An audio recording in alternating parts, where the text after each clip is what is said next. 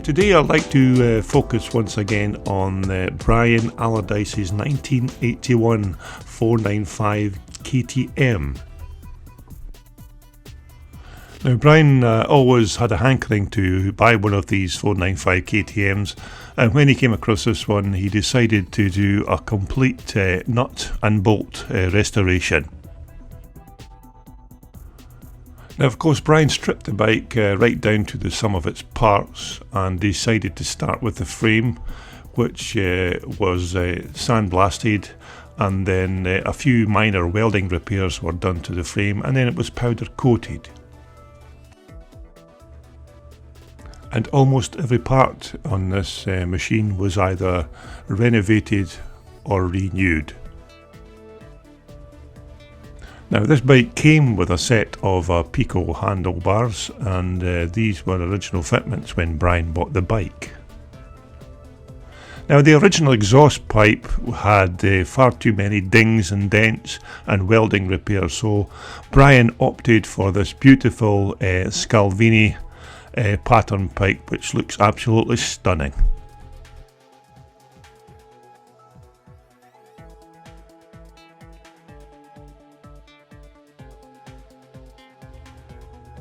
Now, the original fuel tank on the bike was fine, so it was just cleaned up and a new set of graphics fitted, and then it was put back on the bike.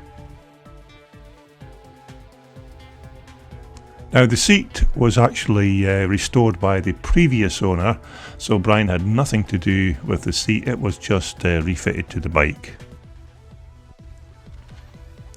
Now, the original shocks were not the right ones for this particular bike, as they were 20mm too long. Now, these were substituted for a set of period correct Öhlins from JK Racing in England. But what Brian didn't know at the time was that these actual rear shocks were built by none other than legendary motocross rider Neil Hudson.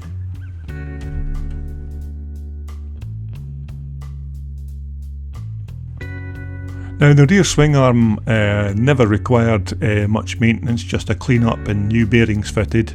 Of course, the rear hubs got new brake linings and new bearings and seals. Now, of course, these 1981 495 KTMs were never built for riders with short legs due to their quite tall stature. I think the original height from the ground to the top of the seat was about 38 inches, if I can remember correctly. Another lovely view of that Scalvini exhaust pipe. Definitely a piece of artwork on its own. Looks beautiful on this bike.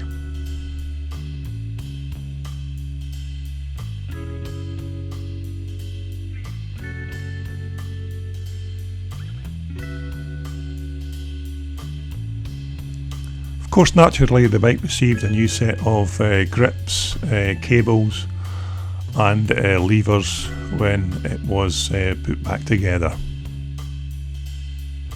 Now, the original kickstart on the bike was well worn out, so Brian purchased this brand new one from SDI KTM, which was actually quite expensive because it cost him over £300.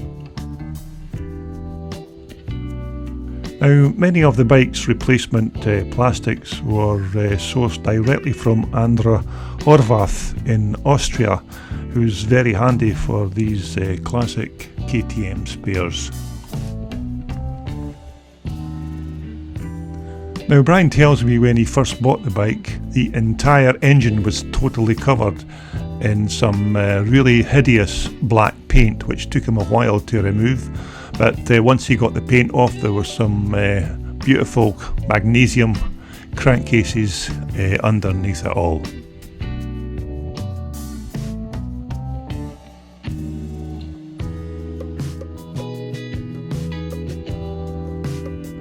Now, the top end of the engine still had its original standard 92.25mm piston, although it was a bit worn, and so Brian decided a new oversized piston and rebore was the way to go. So that was done at a local engineering shop.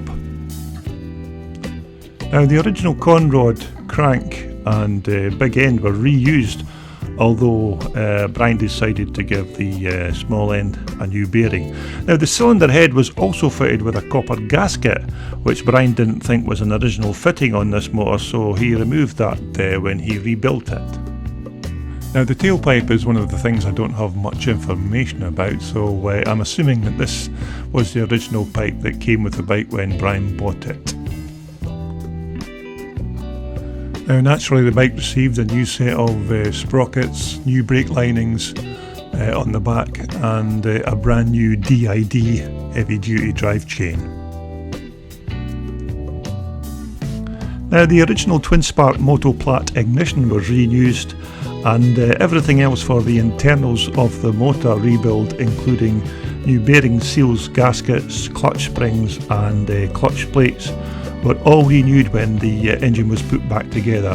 This of course was finished off by being sprayed with a high temperature silver paint, and then it was all lacquered.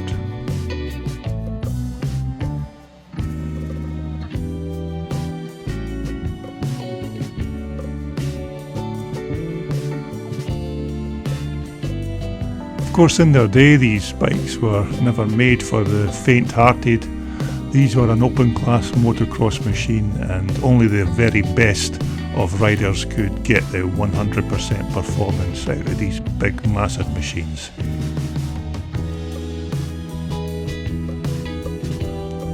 Now the rear brake lever and the footrests, as far as I know, are all standard fitments from 1981.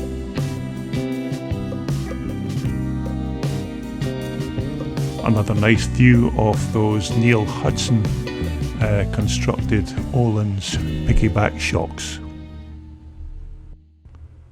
Now these original Marzocchi forks were rebuilt with new internals, but Brian had to machine a new set of PTFE bushes to replace the worn out originals.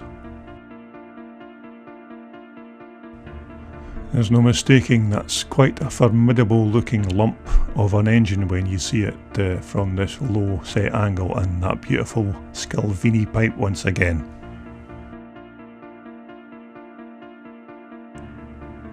Now you can correct me if I'm wrong, but I'm sure that these 495/81 KTM still hold the world record for the fastest dirt bike on the planet.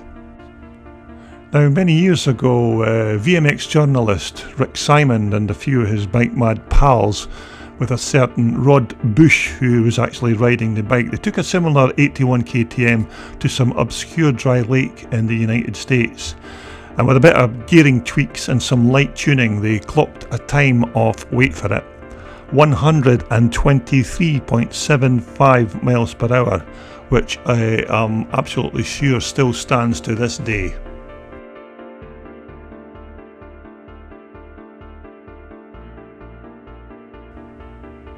That of course is the business end of this superb bike. That's the sprocket that has to deal with the many horses that KTM puts out. Now you don't see many of these 81 495 KTMs on the classic motocross racing circuits of today. Now the reason behind that is totally unknown to me. Is it because there is not many of them going about, or is it because you can't get spares for them? I don't know. But there's certainly a very rare bike on the motocross circuits of today.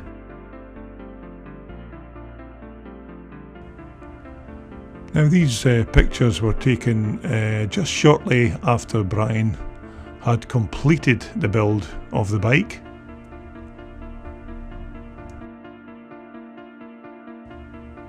Of course, the entire bottom end of the KTM motor received all brand new internals in terms of bearings, seals and gaskets, new clutch plates and springs.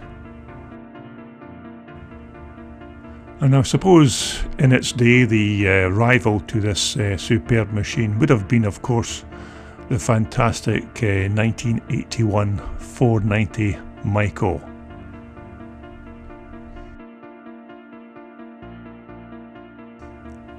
It's a view of the Motoplat twin spark spark plug arrangement.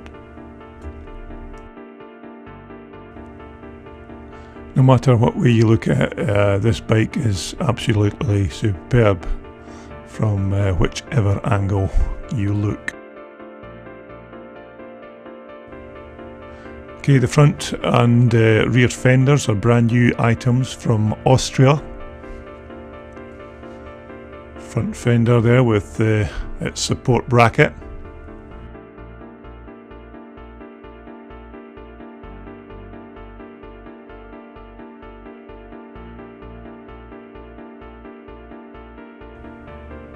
I must say, Brian's made a stunning job of the restoration of this very iconic machine.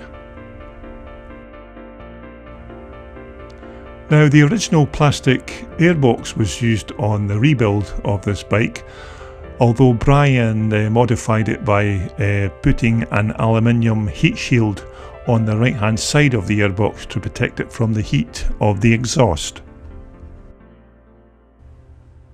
Now, the original Bing carburetor you see there was just cleaned, and then a new float valve fitted and a new float, and it was put straight back into service.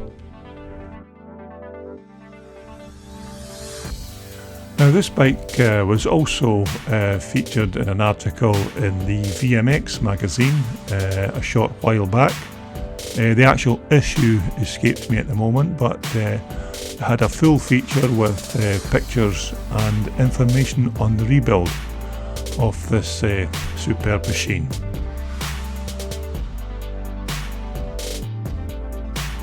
Okay, that's us had a look at Brian's superb 1981 495 KTM restoration. Now we've seen what the bike looks like, let's have a listen to what it sounds like.